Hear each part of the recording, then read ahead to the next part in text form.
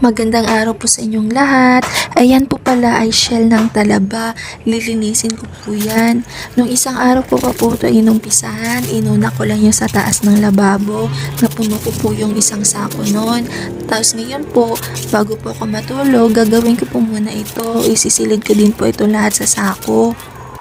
Para di na po makalat dito sa labas.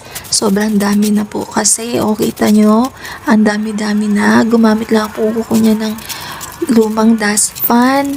Dinakot ko lang. Medyo maingat lang po yung pagkakadakot ko niyan. Gawa ng matalas po yung shell ng talaba. Konting pagkakamali mo lang sa pagdakot ay talagang masusugatan ka. Ito po pala ang pangunahing produkto dito sa lugar namin.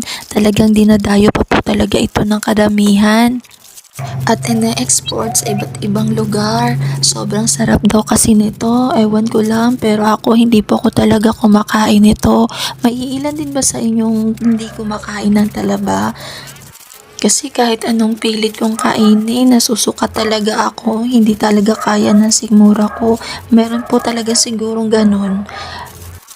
Tapos nakakaingit tignan yung mga mahilig kumain nito. Yung sobrang sarap na sarap talaga sila. Kung sa bagay nga po naman, iba-iba naman po talaga tayo ng kinahihiligan. At ang mahalaga, masaya ka at nabubusog ka sa kinakain mo.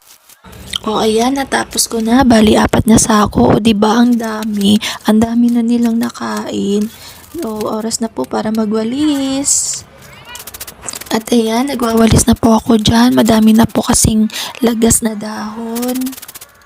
At ito na naman si Dixie. Akala niya nakikipaglaro ako. Paikot-ikot din siya.